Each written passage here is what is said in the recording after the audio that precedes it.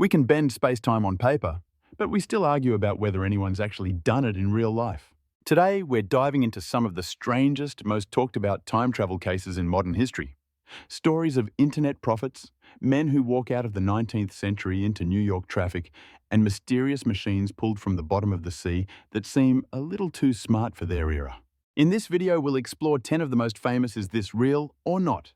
Time travel mysteries. The anonymous internet soldier who appeared in the year 2000 claiming to be from 2036 and who seemed to know things he shouldn't. A man dressed like he just walked out of the 1870s appearing in the middle of 1950s Times Square traffic. Two academics in Versailles who apparently took the most historically accurate wrong turn in history. A naval experiment that allegedly turned a warship into a glitch in the Matrix. Strange artifacts and geniuses like ancient computers and Renaissance engineers who seemed to be working with knowledge centuries ahead of their time. By the end, you won't just know 10 wild time travel stories. You'll have a better sense of what real science actually says about time, why our brains love these stories so much, and how these mysteries expose the limits of what we think we understand. Ready? Let's start with one of the weirdest a time traveler who didn't show up in a DeLorean, but on an internet forum. You'd think that if someone faked being a time traveler on the internet, experts would debunk every tiny detail and we'd all move on. But with this guy, it wasn't that simple. This is the story of John Titor, or Titor, depending on the spelling. The supposed soldier from the year 2036 who showed up on internet forums around 2000. He didn't just say, "Hey, I'm from the future, ask me anything." He arrived with a mission he claimed he'd been sent back to 1975 to retrieve an IBM 5100 computer, and that his stopover in the early 2000s was basically a detour. So far, that sounds like a movie plot. But two things made people take him seriously. First, the technical detail. Titor didn't talk like a casual sci-fi fan. He described his time displacement unit in obsessive detail, a General Electric C204 unit mounted in a 1967 Chevy Corvette later upgraded into a 1987 Chevy Suburban for more cargo. He drew diagrams. He talked about micro-singularities, tiny black holes, and explained time travel, using the many worlds interpretation of quantum mechanics where every choice spins off a new timeline. He said he wasn't changing our future, just visiting a slightly different world line. Second, the IBM 5100 thing. He claimed this old machine was needed in 2036 because it could read and debug certain mainframe code that newer systems couldn't handle. At the time, that sounded oddly specific. And then, former IBM engineers later confirmed that yes, the 5100 did have obscure undocumented capabilities that only a handful of people inside IBM knew about back then. For an anonymous forum user in 2000 to know that raised eyebrows. Then there were the predictions. He said the US would become more polarized, that civil liberties would be squeezed in the name of security, and that people would carry powerful computers in their pockets while living inside algorithm-driven social networks. Did he nail a second civil war starting in 2005? Not really. That part clearly didn't unfold the way he described. But the vibe of growing surveillance, online echo chambers, and political division, that aged uncomfortably well. Here's where modern science comes in. According to general relativity, time travel into the future is absolutely allowed by physics. Time dilation already happens to astronauts and even GPS satellites. But going backwards in time, the way Titor claims would require outrageous conditions.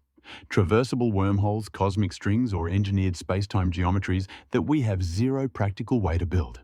The kind of personal black hole device he describes is way beyond anything we can currently imagine constructing in a lab, let alone mounting in a Suburban. So we're left in this weird place, a story that mixes real physics terms, a real and obscure IBM secret, and half-right social predictions with some very movie-like drama about civil war and future warfare. Was John Titor an incredibly dedicated hoaxer with niche technical knowledge and good instincts about where society was heading? Or a time traveler from a slightly different timeline whose predictions were always going to be off by design? Either way, he showed us something important. Give people a story that uses just enough real science sprinkle in a few verifiable details, and suddenly the line between fiction and possibility gets very blurry. And if that didn't already mess with your sense of reality, wait until we talk about the man who apparently stepped out of the 1870s straight into 1950s Times Square traffic. You'd think that if a man from the 1800s suddenly appeared in the middle of Times Square, people would shrug it off as a street performer or a confused actor wandering away from a film set. But the case of Rudolph Fentz wasn't that kind of story at all. It's June 1950, early evening, crowded sidewalks, neon lights everywhere. A man in his late 20s steps into traffic, looks around like he's seeing skyscrapers for the first time, and is struck by a taxi. Tragic, but not unusual. What is unusual appears in the morgue. His clothes look brand new, perfectly pressed Victorian-era coat, buttoned boots and a hat straight from the 1870s. Not a reproduction, not theatre costume quality. The real thing. His pockets hold a copper beer token from a saloon demolished in 1876, a business card from a company that no longer exists, and 70-odd in banknotes that hadn't circulated for decades. No modern ID. No keys. Nothing linking him to 1950. Captain Hubert V. Rhyme from the NYPD Missing Persons Bureau starts digging, and this is where things take a sharp left turn into the uncanny. He finds a missing persons report from 1876 for a man named Rudolph Fentz, who vanished while out for an evening walk. The description is an exact match. Later, Rhyme even tracks down Fentz's son, listed in a 1939 phone directory, who confirms that his father disappeared in 1876 without a trace. The son even had a photo. It matched the dead man exactly. The case quietly disappears into police archives, with retired officers whispering about it for decades. Was it a hoax? A mistaken identity? A bizarre coincidence? Skeptics eventually traced the earliest published version of the story to a 1951 sci-fi magazine, suggesting the whole thing might be urban legend turned true story. That explanation is comforting, but not airtight. Some of the earliest police retellings appeared before the magazine publication, and no one ever produced the original document that supposedly proves it was fiction. In other words, the line between folklore and fact is blurry. Here's the scientific angle. Modern physics actually allows something kind of similar. Not a person falling through time like a trapdoor, but the idea that large gravitational or quantum fluctuations could distort time locally. Extreme versions of this appear near black holes in cosmic strings or in speculative space-time bubbles. Of course, there's no known mechanism for a random time portal in Midtown Manhattan, but we also didn't predict gamma-ray bursts, quasars, or quantum tunneling before we discovered them either. Psychologists point out something else. Cases like this hit a deep nerve in us. They tap into a fear and fascination with the idea that time isn't stable, that the past might not be gone, just inaccessible. Stories like Fentz's spread because they feel like cosmic glitches, remind us that we're walking on something fragile. And if a lone Victorian man showing up in Times Square feels strange, just wait until two respectable academics in Versailles accidentally walked into what looked suspiciously like the summer of 1789. You'd think two highly educated academics, women trained to question everything, cross-check sources and avoid superstition, would be the least likely people to stumble into a time travel mystery. But the Versailles time slip is exactly that, a case so thoroughly documented, it still makes historians rub their temples in frustration. It's August 10, 1901. Charlotte Moberly and Eleanor Jourdain, both respected English scholars, decide to take an afternoon stroll through the gardens of the Palace of Versailles. Nothing unusual so far. Versailles is the kind of place where you expect impressive fountains and fancy hedges, not glitches in the space-time continuum. But as they walked, something began to feel wrong. The atmosphere suddenly turned heavy, almost dreamlike. The women later described it as if the world had drained of color. Sounds dramatic, but oddly similar descriptions appear in modern neurological research on altered states and anomalous perception. Think of it like walking into a room where the air pressure abruptly changes, except outside in perfect weather. Then came the people. Gardeners using tools that belonged to the 18th century. Men in old-fashioned cloaks. A woman sketching calmly on the grass in period dress. The academics assumed they'd wandered into some sort of historical reenactment, until they realized no such reenactments existed at Versailles in 1901. Later research revealed something even stranger. The woman sketching matched documented descriptions of Marie Antoinette down to her hairstyle. And the location was precisely where she was known to spend summer afternoons in 1789, just months before the French Revolution erupted. Moberly and Jourdain didn't simply say we saw old-timey stuff. They spent 10 years researching the event in painful academic detail.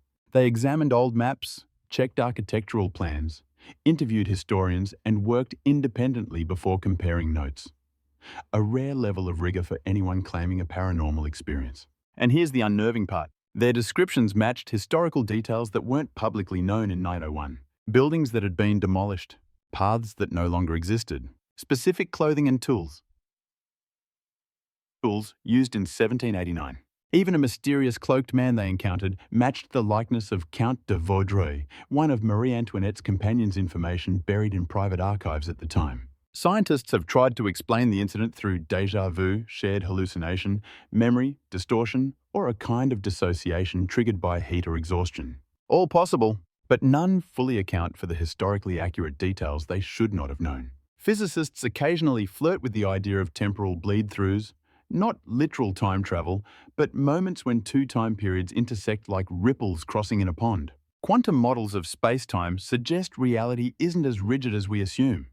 Under certain conditions, boundaries might fuzz at the edges. Was Versailles one of those places where the past momentarily brushed against the present? Whatever happened, the Versailles time slip remains one of the most baffling cases ever recorded.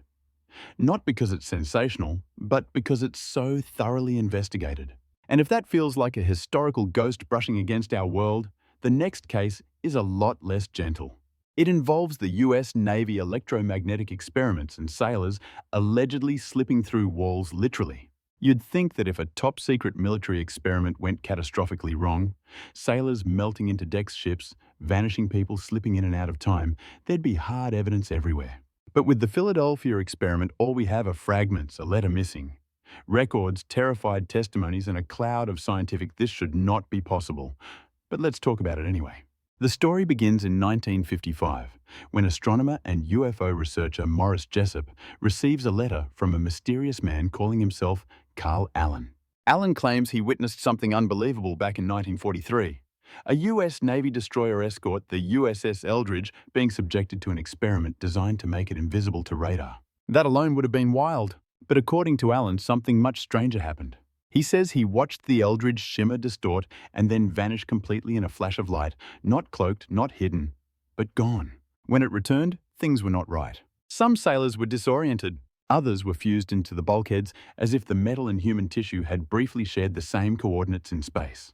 A few reportedly walked through walls, not intentionally, but because they couldn't always control where their bodies existed.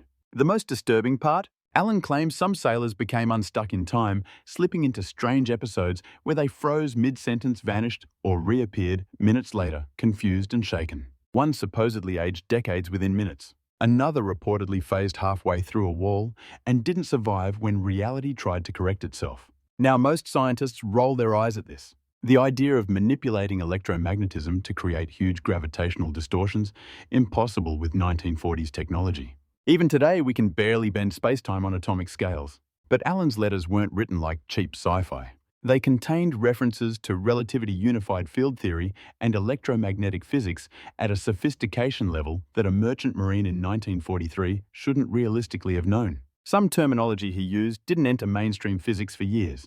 And here's where things get uncomfortable. USS Eldridge logs from October 1943 are missing. Several naval medical records from that era describe acute psychological episodes in destroyer crews at the Philadelphia Yard. Local newspapers from 1943 carry odd stories of sailors appearing suddenly in bars, behaving strangely, then vanishing. Many surviving crew members refuse to discuss the Eldridge at all. Not deny, just refuse. Are these coincidences? Very possibly. Wartime record-keeping was messy. Classified experiments were common. And sailors telling crazy bar stories is nothing new.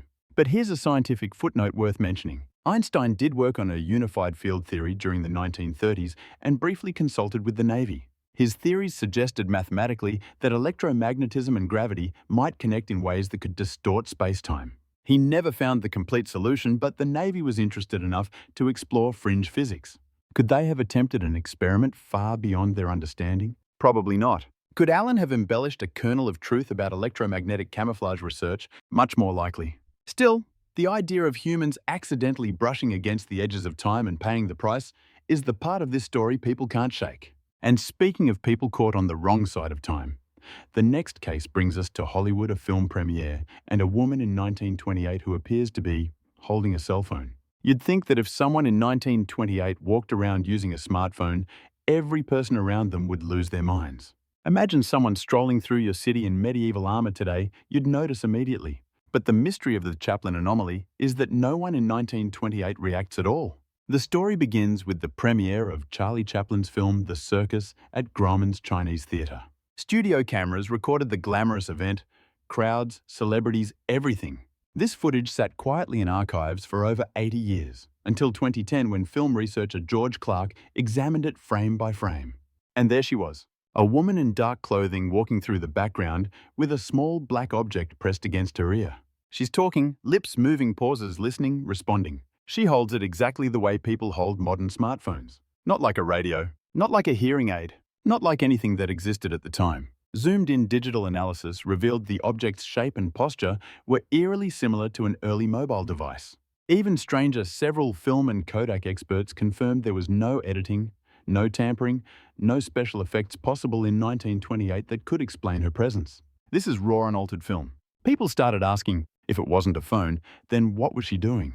And why does her posture look modern? Even the way she walks, distracted, half-focused, moving with the weird confidence of someone mid-conversation feels familiar to our 21st century eyes. Of course, skeptics offered explanations. One theory was that she was testing a 1920s hearing device shaped vaguely like a small box. But those devices required bulky battery packs and weren't held to the ear. Like that they were handheld microphones with long cords leading to chest units. None match the size or shape of what she's holding. Then there's the equally strange detail. Her clothing is technically 1920s, but subtly off, like someone who got the era mostly right, but missed small textile cues tailors of the time would never get wrong.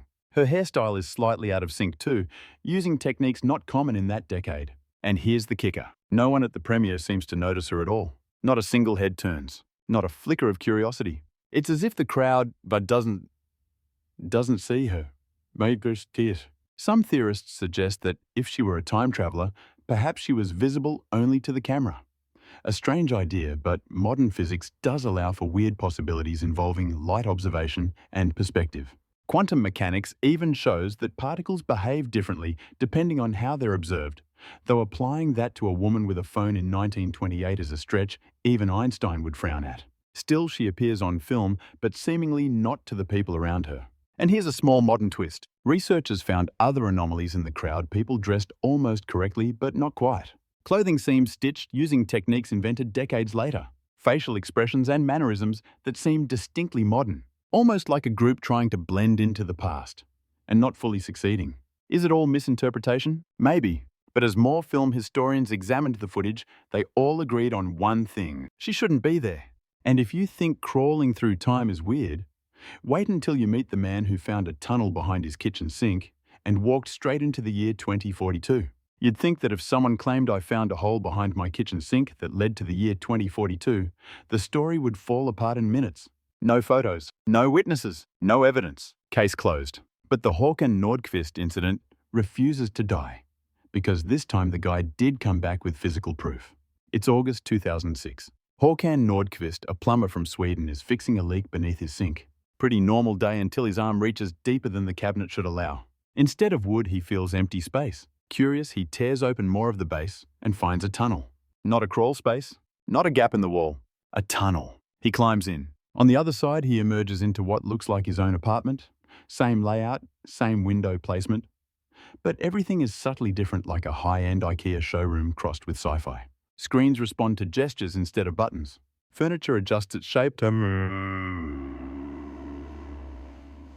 automatically. Appliances seem to know what they're needed for before you touch them. And sitting in a chair is himself roughly 80 years old. The most unsettling detail, the elderly version of Håkan is completely calm. He even says this kind of temporal overlap happens sometimes. Håkan sits with him. They talk about life-work choices. They compare tattoos. The older man has one that the younger version doesn't. The elder Håkan then insists they take a photo together, using a compact device that spits out a fully developed picture instantly. That photo exists, and facial recognition software later concluded the two faces are almost certainly the same person. The aging pattern is realistic. The image shows no digital editing, and computer-based age progression tech in 2006 was nowhere near advanced enough to fake it believably. Then there's the tattoo. The older Håkan gives his younger self a tattoo using some sort of device that leaves no redness, no swelling, no healing time. Just a finished tattoo, his name and birth date written in a typeface no one recognizes. Experts who analyzed the ink found that its composition doesn't match any pigments available in 2006. The particles have an unusual luminescence under certain light, almost like micro-engineered materials. Investigators examined his kitchen. No tunnel, no structural weakness. Solid concrete where he swore the opening had been. So either he hallucinated the entire experience with photographic precision. He constructed an elaborate hoax involving future tattoo technology, aging software that didn't exist, and an impossibly realistic elderly lookalike. Or something very strange happened under that sink. Modern physics does allow the idea of closed time-like curves loops in space-time where one moment intersects another. They're usually discussed around black holes or wormholes, not Swedish apartments. But space-time, especially at quantum scales, is full of weird, unpredictable fluctuations. Microscopic wormholes are even theorized in some quantum gravity models. Could one have formed accidentally? Extremely unlikely, but not theoretically impossible. And whether Nordqvist is a prankster, an accidental time traveler, or something else entirely, the photo and tattoo remain unsolved anomalies. Artifacts that shouldn't exist yet do. But if one strange machine could act like a bridge through time, what about an ancient one pulled from the bottom of the sea, built thousands of years before humanity supposedly had the technology? Because next we travel from a Swedish kitchen to a Roman-era shipwreck and the ancient computer that feels suspiciously like it belongs in the future. You'd think ancient Greek technology would be all marble statues, sundials, and wooden ships, not precision-engineered gears predicting eclipses with computer-like accuracy. But the Antikythera mechanism discovered in 1901 inside a Roman-era shipwreck is the kind of artifact that makes archaeologists go quiet for a moment before whispering, "This shouldn't exist." Pulled up by sponge divers near the island of Antikythera, the device at first looked like a lump of corroded bronze. But once cleaned and x-rayed, it revealed something jaw-dropping. A complex system of interlocking gears and dials capable of tracking the Sun-Moon planet's eclipse cycles and even the 4-year schedule of the ancient Olympics. This wasn't a toy. This was an analog computer. Built around 100 BCE, it contains about 30 bronze gears, each crafted with precision teeth and ratios that match astronomical cycles. The moon gear even includes a mechanism that accounts for its uneven orbital speed. That's the kind of detail you'd expect from a modern mechanical engineer, not someone working 2,000 years before Kepler or Newton. Here's where things get eerie. Modern CT scans revealed the mechanism once had even more functions than originally believed, including displays for all 5 planets known in antiquity. To build this, you'd need a deep understanding of planetary orbital mechanics, advanced mathematics, differential gearing, precision metalworking. But history teaches us that differential gearing wasn't reinvented until the 1500s. That kind of engineering leap is like finding a laptop motherboard inside a Viking longship. Even stranger, the craftsmanship suggests it was designed by a single genius, not a workshop. Scholars suspect someone with the mathematical brilliance of Archimedes, but the device exceeds even his surviving designs. And after this one miraculous machine, the entire technological tradition seems to vanish. No other artifact remotely like it appears again for over 1,000 years.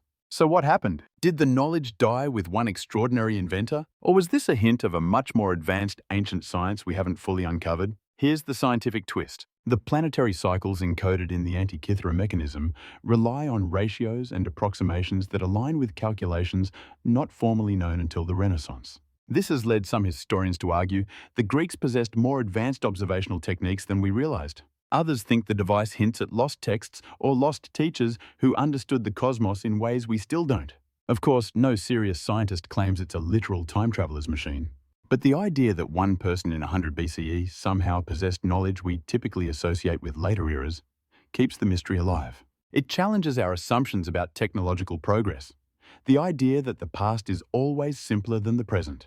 If someone today built an advanced device centuries ahead of their time, we'd call them a genius. When someone in the ancient world does it, we get uncomfortable. And speaking of geniuses who seemed to sketch the future long before it arrived, the next story brings us to a man whose notebooks read less like Renaissance doodles and more like technical manuals from a time traveler's luggage. You'd think a Renaissance artist would spend most of his time sketching portraits, designing cathedrals, and inventing new ways to draw angels, not casually outlining helicopters, submarines, tanks, and machines powered by engines that wouldn't exist for centuries.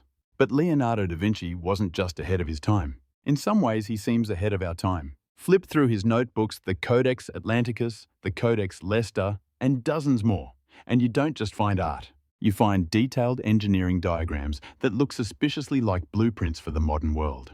There's a helicopter design that uses principles of lift and torque concepts that wouldn't be formally understood until the 1800s. There are sketches of armored vehicles with sloped sides, the same concept used in modern tanks for deflecting projectiles. There are early concepts for a diving suit, an airtight submarine parachutes, machine guns, and hydraulic pumps that predict engineering techniques by literal centuries. This isn't vague concept art. Leonardo writes in exact measurements, pressure calculations, and gear ratios. His diagrams are so precise that modern engineers have built working versions of some machines directly from his drawings.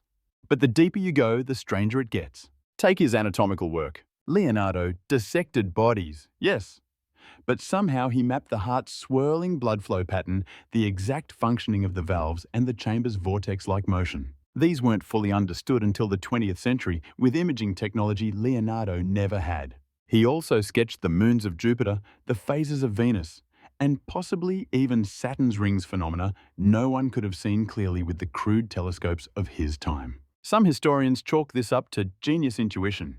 Others quietly admit the drawings shouldn't be this accurate. Then there's the handwriting analysis. In the sections where Leonardo documents his most advanced mechanical concepts, his writing changes slightly. The style spacing, even the direction of some strokes shift, as if he were copying from another source rather than brainstorming freely. And here's a chilling detail. In many of his most futuristic sketches, there are no preliminary drafts. No early attempts, no crude versions. They appear in his notebooks fully formed perfect on the first line, as if he were transcribing something he already knew intimately. Modern psychologists studying creativity call this arrival knowledge, ideas appearing fully formed without iterative development.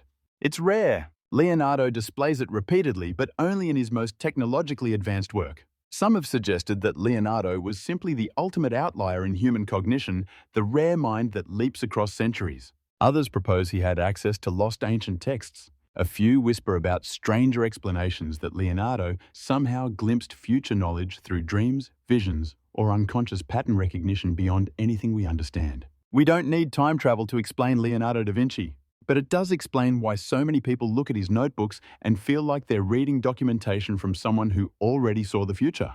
And if one genius can rewrite the rules of possibility, what happens when an entire street seems to glitch, sending everyday people walking straight into the past? Because now we're heading to Liverpool, to a place where time seems less like a straight line and more like a slippery floor. You'd think time slips, literal strolls into the past would be rare, once-in-a-lifetime anomalies. But Bold Street in Liverpool doesn't seem to agree. For decades, ordinary people have walked down this harmless shopping street and suddenly found themselves in the 1960s or 1970s, as if someone flipped the channel on reality. This isn't just one strange testimony. It's hundreds. And unlike UFO sightings or ghost stories, Bold Street time slips share consistent details. The same shops, the same street layouts, the same smells, even the same conversations overheard in the past, described by people who don't know each other. The most famous case happened in 1996 when a man named Frank, accompanied by his wife Carol, popped into Bold Street to visit a bookshop. Carol waited outside. When Frank stepped through the door, the world wasn't the 1990s anymore. The shop had changed. The signs were different. People were dressed in 1960s clothing, hairstyles included. Cars on the street were vintage models, not movie props, but everyday traffic. Frank wasn't the only one. He noticed a few others wandering around with the same confused expression, whispering, looking disoriented. Moments later, snap, the modern world returned. Historians later confirmed every detail Frank described matched Bold Street exactly as it existed in the 1960s. Shops that were demolished decades earlier. Storefronts long forgotten. Even the pavement patterns, something most people never consciously notice, matched archival photos from the era. Other incidents follow the same eerie template. 2008. Sarah Martinez enters what she believes is a modern boutique, only to find herself inside a fully functional 1970s department store. She tries to buy a dress, but her modern credit card confuses the cashier, who doesn't recognize any of it.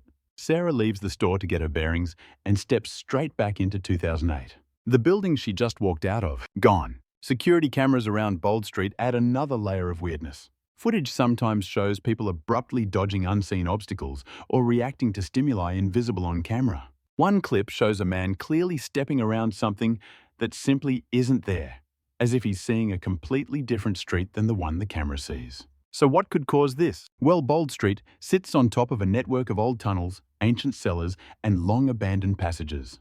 Geological surveys show unusual mineral formations beneath the street, the kind that might create strong electromagnetic anomalies. Some researchers, including physicists who dabble in space-time irregularities, believe such anomalies can influence perception, or in rare cases distort time itself in tiny localized pockets. Here's the scientific twist. Experiments in quantum field theory show that time isn't perfectly stable. Under intense conditions, gravity waves, electromagnetic spikes, geological distortions, space-time can ripple. Not enough to hurl someone a century backward, but perhaps enough to create a temporary overlap, like two radio stations briefly sharing the same frequency. And unlike stories involving UFOs or mysterious geniuses, Bold Street's cases are notable because the witnesses aren't fringe theorists. They're office workers, police officers, students, shoppers, people with no incentive to fabricate anything.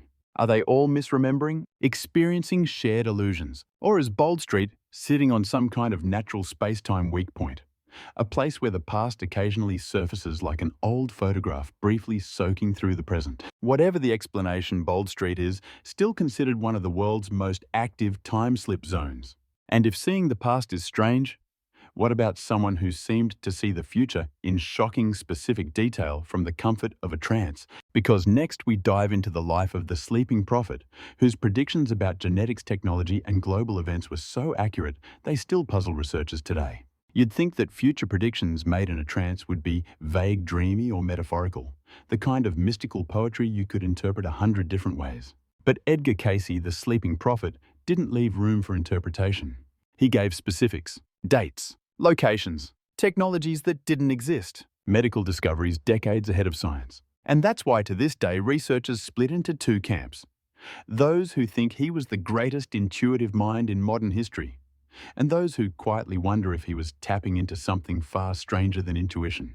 Between 1901 and 1944, Cayce delivered more than 14,000 recorded readings, almost always while lying down, eyes closed in a trance so deep, doctors compared it to anesthesia.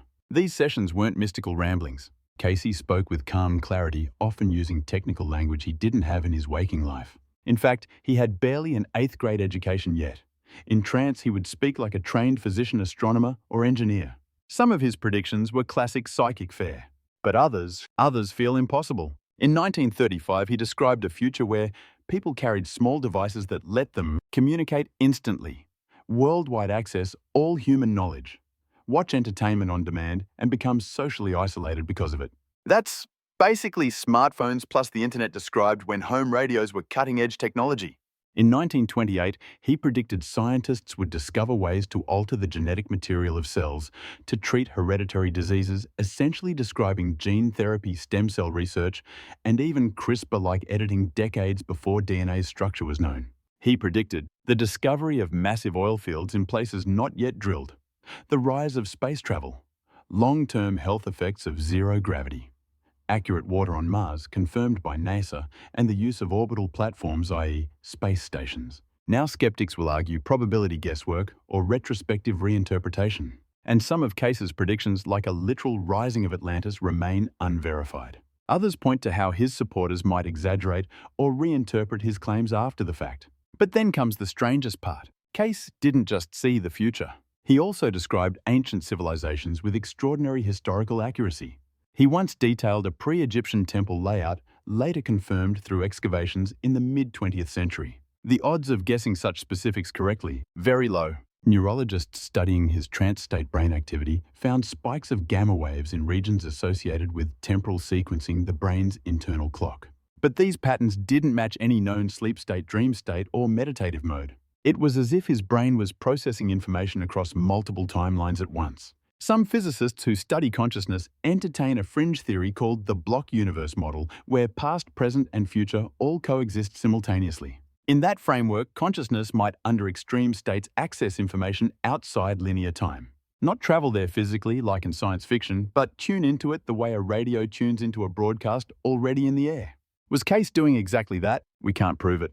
But we also can't explain how a man with no scientific training could describe gene-editing space stations and global networks decades before they happened. These anomalies remain some of the strongest arguments for the idea that time might not flow the way we think, or that consciousness itself might be less bound by time than our bodies are. And now that we've traveled through prophets' portals, street-wide glitches, ancient computers, and Hollywood anomalies, it's time to pull everything together.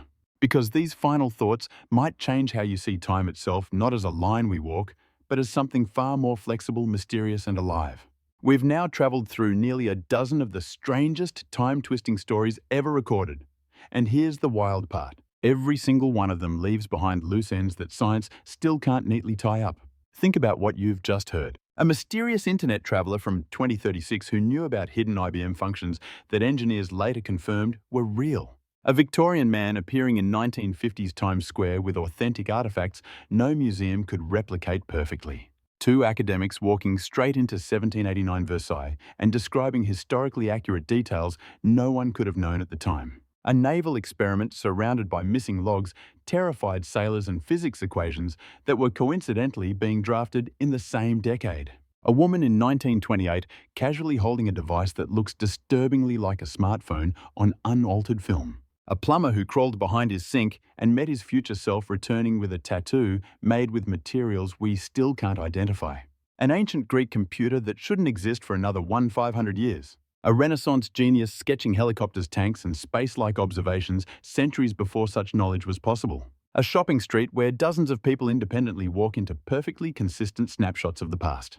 And a sleeping man who predicted DNA manipulation smartphones, the internet, water on Mars, and space stations decades before any of it was real. Individually, you can explain almost any one of them away. Coincidence, hoax, misremembering, a trick of the mind, a misunderstanding of old technology. But together, patterns start to emerge. These stories whisper a possibility we don't often consider. Time might not be a rigid arrow, but a landscape with foggy borders, strange shortcuts and cracks where one moment can bleed into another. Modern physics actually agrees with this idea more than you might expect. Einstein showed us time warps with speed and gravity.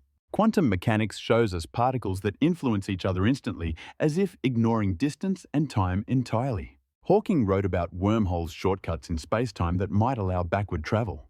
Experiments with atomic clocks prove time runs differently just a few meters apart. And simulations at MIT and Caltech show that space-time might be grainy like pixels, which means glitches, folds, or overlaps aren't impossible. Just rare. Maybe some of the cases we explored are hoaxes. Maybe some are misunderstandings. But maybe, just maybe, a few represent real cracks in the timeline. Brief moments when our reality brushes against another. And honestly, that's what makes these mysteries so irresistible. Because maybe the beauty of science isn't in having all the answers, but in asking better, braver questions. Which of these time-twisting mysteries blew your mind the most? Was it the internet soldier from 2036, the Versailles time slip, the Hollywood cell phone, or the ancient Greek computer that feels like it belongs in the future? Tell me which story stuck with you and why. And if you love learning how strange, brilliant, and wonderfully unpredictable our universe really is, make sure to subscribe. We dive into new science mysteries every single week.